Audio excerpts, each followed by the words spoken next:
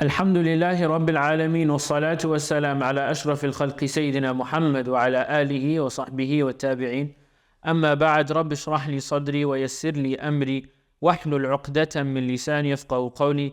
Dear people, Assalamu alaikum wa rahmatullahi wa barakatuh, and welcome back to another episode of An Ayah a Day Shows You the Way. Today, inshallah, we'll be looking at Juz 20, specifically Surah Ankabut, where Allah subhanahu wa ta'ala says, أعوذ بالله من الشيطان الرجيم بسم الله الرحمن الرحيم ألف لام ميم أحسب الناس أن يتركوا أن يقولوا آمنا وهم لا يفتنون ولقد فتنا الذين من قبلهم فليعلمن الله الذين صدقوا وليعلمن الكاذبين. Allah subhanahu wa ta'ala says, Alif Lam Mim. For those who want insight into Alif Lam Mim, please refer to inshallah episode number 1. Second ayah, Allah says, أَحَسِبَ النَّاسُ أَن يُتْرَكُوا أَن يَقُولُوا آمَنَّا وَهُمْ لَا يُفْتَنُونَ.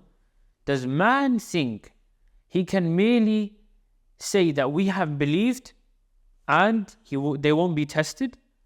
وَلَقَدْ فَتَنَّا الَّذِينَ مِن قَبْلِهِمْ. Indeed, we have tested those before them.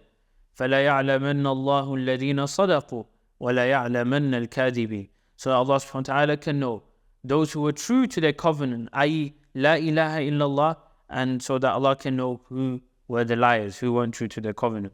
Now, what I want to focus on today is ayah number 3, specifically the word fatana. Because here, the word fatana, you hear this a lot with other words similar to it, like fitna and fitan, which means trials, tribulations, tests, etc. But the word fatana also has a different meaning in the Arabic language, which means to burn something, to smelt something, to melt something. That's what the word fatana means as well.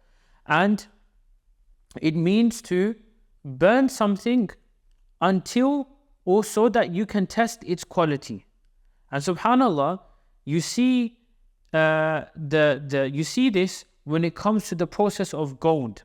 You know, when you want to rid gold of impurities after it's been taken and axed out and mined, and it's extracted from the mine, and it's now going through its process of purification until it ends up to be like a piece of jewelry. It's extracted by how? Burning it. Is burned. So you can test its quality and purify it from its impurities. Similarly, Allah subhanahu wa ta'ala is telling the Muslim very clearly that He will test your Iman. He will test your Iman. i.e., you cannot be a Muslim, regardless of whatever era you come in, regardless of whatever time you've come in. If you believe in Allah subhanahu wa ta'ala, and you believe in an afterlife, even the lives of the Anbiya show you, you cannot take this call, believe in it, and not get tested. The challenge is open. Find someone who's believed in La ilaha illallah truly and hasn't been tested. There hasn't been a case. There hasn't been a case. And it's proven true up until today. The people of Gaza, they say La ilaha illallah, right? When you see them going through their trials and tribulations, Allah Azza wa Jal tests that. And they always come out shining. Allah subhanahu wa ta'ala is extracting that quality of Iman that they have through tests. The heat of the moment, i.e. fatana comes from, again, burning and melting something. The heat of the moment, they are able to withstand it. They're able to withstand it and come out shining because they're true to their covenant, La ilaha illallah Muhammadur Rasulullah. So, a point I want to mention today, I was at an iftar earlier, at an event, and one of the uncles I was speaking to, he's obviously much older than me in age, so I call him my uncle for that reason. He was telling me about how he was unjustly imprisoned for so many years. So I asked him the question. I asked him, how did you stay sane under the conditions you've just explained to me, how did you stay sane? And subhanAllah, his words were so profound and you can take benefit from it. And hence I want to link his story to this ayah. He said, Osama, you know, even before I went into prison, the moment I truly embodied La ilaha illallah Muhammadur Rasulullah, and I shaped my entire way of life around it, which meant I had to go against status quo, meaning I had to go against the heavy tides in the society today. I had to always propose an Islamic opinion in a space where it's not wanted, where it's attacked, where people like myself, he's talking about himself, or people like myself were people who were seen as radicals and extremists, and all these labels were given. He said, the moment I embodied La ilaha illallah Muhammad Rasulullah, I expected trials to knock on my door. That's how I was able to withstand this. Because I had an expectation that when I read all these stories from the Quran and I read all the stories of the Prophets alayhi salam, they all went through struggles. So I knew that the moment I take this message, La ilaha illallah Muhammad Rasulullah, if I don't get tested, then either I haven't embodied this Iman properly, or I'm not given justice to Iman through my actions. Because any Muslim who embodies this, and again, I'm not saying it, Allah is saying it, who has embodied La ilaha illallah Muhammad Rasulullah and is not getting tested, there's something wrong's happened there. No Muslim has an easy ride in this dunya regarding his deen. No one at all.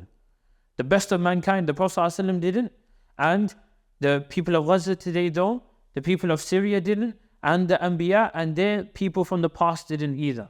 So what do you understand from this ayah and its wording? Just how Allah subhanahu wa ta'ala is saying He's going to test the Iman of people, i.e. burn it, melt their Iman, meaning put it through very hot testing times. The current climate globally against Muslims is very hot. It's very, very hot. And if you feel its heat and you are on the receiving end of its heat, then just know that Allah subhanahu wa ta'ala is testing you. And if you go through that phase where you can get through the heat of that test, then Allah subhanahu wa ta'ala has labeled you as الَّذِينَ صَدَقُوا, those who are true to their covenant with Allah subhanahu wa ta'ala. So I pray we found benefit in this reminder. I pray that we are able to withstand the heat of the test, because there is no Iman without heat. I pray Allah subhanahu wa ta'ala grants us courage, bravery, steadfastness, plants our feet firm upon Iman, and allow us to stay steadfast upon it until we die, and propagate this Iman to the entire world. All good was from Allah subhanahu wa ta'ala, all bad and shortcomings are from myself, please overlook them. And inshallah I'll see you for another episode tomorrow. Until then, barakallahu feekum, wassalamu alaikum wa rahmatullahi wa barakatuh.